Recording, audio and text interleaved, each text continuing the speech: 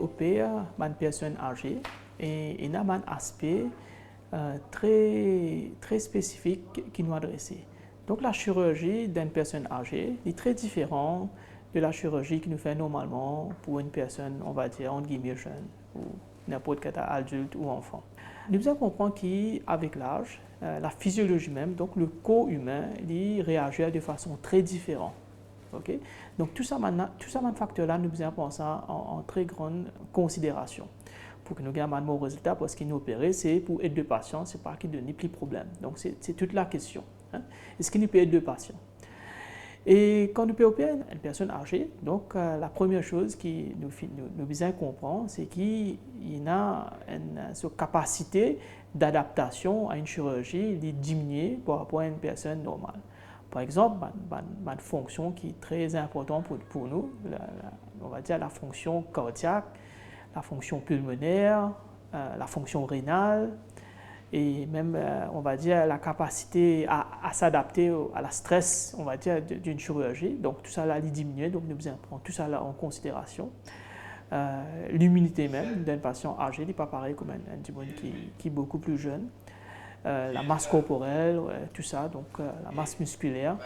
Et donc, par exemple, si des fois, nous sommes capables de dire que nous pouvons opérer un patient pour une chirurgie, on va dire qui n'est pas trop une chirurgie modérée, mais si nous pouvons faire la même chirurgie d'une personne qui est très âgée, donc c'est pour nous, il y a une chirurgie majeure.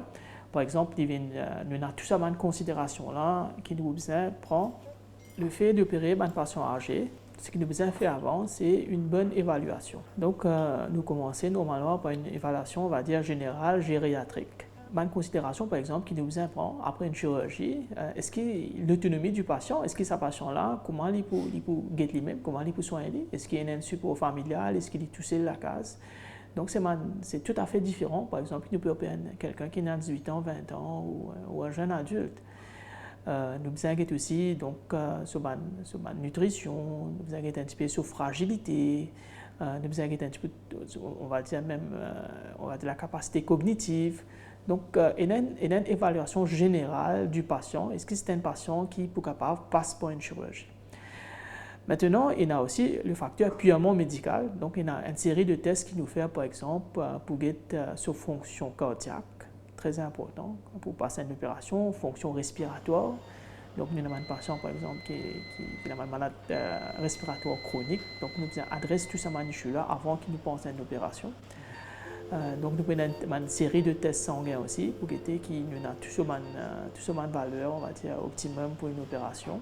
Et aussi, nous avons réalisé que les personnes âgées ont beaucoup qu'on appelle une comorbidité. Donc, c'est des personnes qui souvent ont déjà une maladie existante. Et donc, par exemple, c'est un patient qui, des fois, pour déjà un patient diabétique, un patient qui a un problème d'hypertension, souvent une maladie cardiaque, une maladie respiratoire. Donc, nous pouvons aussi, des fois, nous avons un spécialiste en médecine interne ou d'autres spécialités qui peuvent déjà revoir le patient avant pour trouver qui utilise fit for surgery. Et aussi, c'est un patient qui souvent a un médicament chronique pendant très longtemps et il y a un médicament qui est capable de poser un problème pour la chirurgie. Par exemple, si je peux prendre un anticoagulant, une médecine des fois comme un anti-agrégant, un antiplatelets. Donc, c'est toute une considération que nous portons une attention particulière pour une personne âgée. Il y a un aspect très important qui nous porte attention, qui peut-être n'est pas des fois nécessaire à faire pour tous les patients, c'est, on va dire, une balance bénéfice-risque. Donc, des fois, la question, ce n'est pas seulement est-ce qu'il est capable d'opérer, et nous devons bien évaluer comment sa chirurgie-là, est-ce qu'il pour améliorer la qualité de vie du patient. Il n'est pas fait nous, on ne pas penser qu'il y a un grand avantage qui nous opérer du fait juste pour opérer, mais qui patient-là, après, il est plus mal qu'il était avant, donc avec plus de problèmes, plus de difficultés, plus de problèmes pour retourner à la vie normale. Quand nous finissons par tout cette étape-là et nous finissons par la décision pour la chirurgie, maintenant, c'est à nous de faire le jugement quelle technique qui nous pouvons adopter pour un tel patient. Donc, en général, ce qui nous fait pour un patient qui est âgé, Idéalement, nous choisissons une technique, comme on dit, mini-invasive. Donc, nous devons être le moins agressif, on va dire, chez une personne âgée. Donc, de nos jours, nous avons une technique, la paroscopie, mini-invasive, laser. Donc nous avons le moins de trauma sur le patient. Auparavant, comme on connaît, chirurgie ouverte, nous sommes capables d'opérer, mais le rétablissement est beaucoup plus difficile.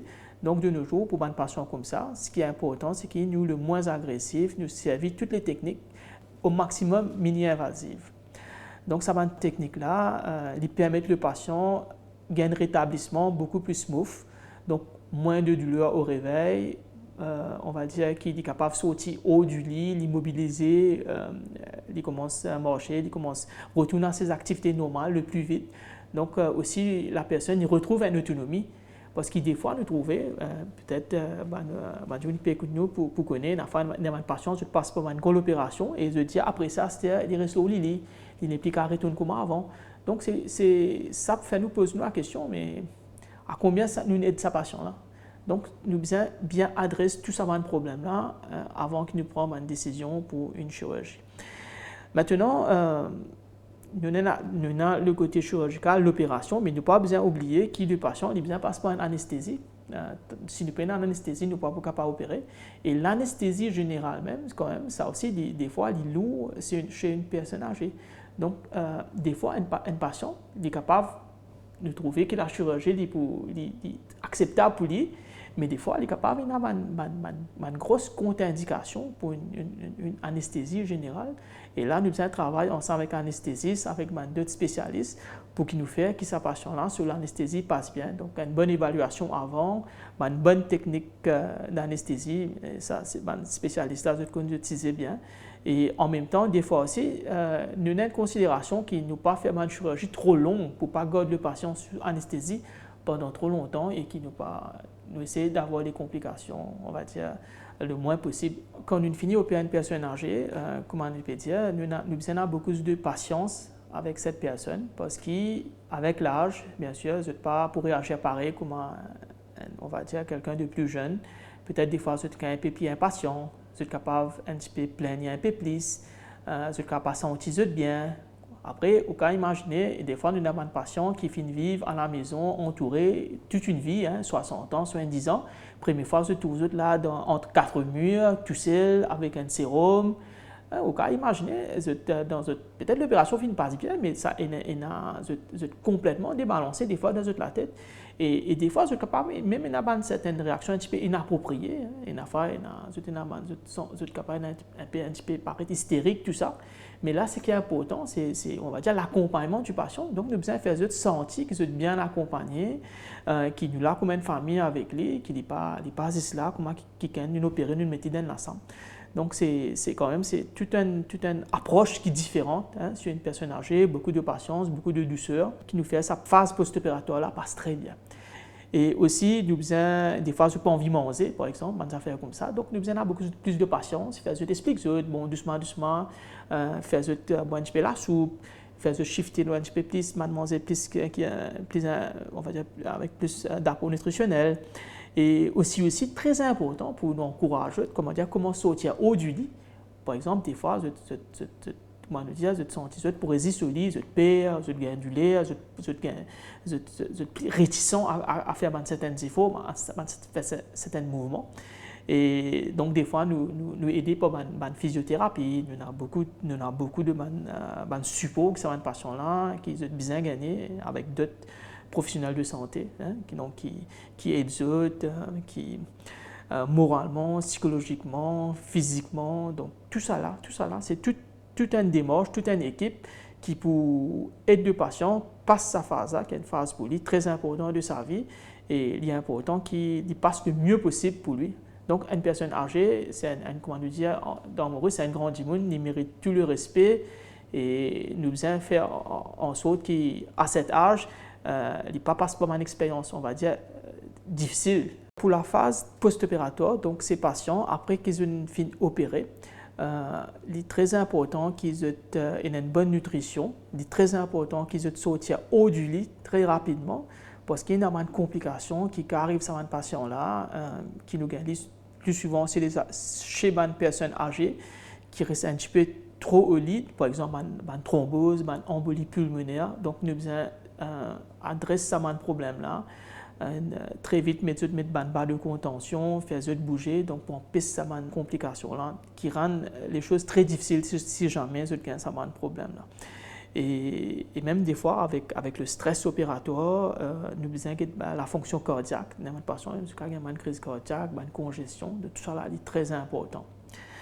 Et aussi, il y a un point très important qui m'a besoin aussi causer, donc la communication même, donc avec pas seulement le patient, mais à la famille. Donc, très important pour que la famille aussi comprend. Il est capable d'évaluer les risques ensemble avec nous. Parce que de nos jours, il n'est pas comme à longtemps, on me dit, OK, bien opérer, on prend patient, mettre dans la salle d'opération. On va dire, c'est une discussion avec tout le monde. Parce que ce qui nous intéressait, ce n'est pas l'opération, c'est que le patient, comme on dit, il est bien mieux qu'il était avant. Donc, des fois, il y a une discussion très difficile, très difficile. Des fois, very thin line, hein, opérer, pas opérer, très difficile. Combien de risques nous avons? Bien une réponse. De nos jours, nous sommes capables de beaucoup AI, ChatGPT, qui résolvent tout cas des problèmes. Mais là, nous avons un facteur humain, vous comprenez? La décision pour prendre des fois, un patient, par exemple, il a un cancer, il est âgé, est-ce qu'il nous laisse avec ça, nous laisse vivre avec ça, nous dit, OK, il peut vivre quelques temps, il peut correct, ou est-ce qu'il nous prend des fois un risque, combien de risques nous prend pour passer à une opération, nous dire, peut-être qu'il nous est capable de guérir lui aussi. Donc, quand même, des fois, nous déchirer en deux décisions. Donc, ça une décision-là, il n'est pas seulement incombe seulement au médecin, au technicien de prendre. Donc, c'est une décision qui nous prend avec la famille, avec le patient, avec les médecins ensemble. Donc, et quand tout le monde met, des fois, c'est un teamwork, tout le monde discute ce sujet-là, souvent, nous trouvons que nous prenons la meilleure décision. Parce qu'il n'y a pas aucune mauvaise décision, comme on peut dire, c'est important, c'est que le patient, la personne, il est mieux, hein, nous fait ce qu'il a de meilleur pour lui. Et nous devons aussi écouter. Nous devons écouter. Peut-être, des fois, nous tous, nous pouvons bien des affaires, mais si le patient dit, oh, lui, il n'a pas envie de ça, il y a une autonomie quand même, il y a un droit à sa décision. Des fois nous trouvons, nous disons, il n'est pas peur d'opérer, qui c'est ci, qui c'est là, mais quand même, c'est une personne, s'il est dans sur l'esprit, nous devons prendre en considération. Bon, maintenant, nous ne pouvons pas dire comment est-ce qu'il dit à ça même, mais c'est moi, nous devons, des fois, dans la patience spécifique lui aussi. OK, grand-mère, grand-père, on connaît, on peut dire ça, on comprend, mais seulement on connaît, si nous pas pour faire ça, demain, il arrive tel problème, plus tard, ça doit démarrer 3 mois, 6 mois, ou pour beaucoup plus de problèmes. Donc, jamais je ne pas fin trouver du monde, si on a 6 heures, on finit expliquer bien, je ne pas tout prendre une décision inconsidérée. Des fois, je suis une défense avec eux, je peux un petit peu, comment dire, autodéfense, je peux dire, si je peux dire, faire ça, je peux dire ou non, comment dire, il ne faut pas nous rendre dans la discussion là. Mais c'est plus nous besoin établir une bonne communication, nous besoin comprendre que le médecin, il est part of the team, il est là pour aider. Et souvent, nous pouvons prendre une meilleure décision dans cette optique-là.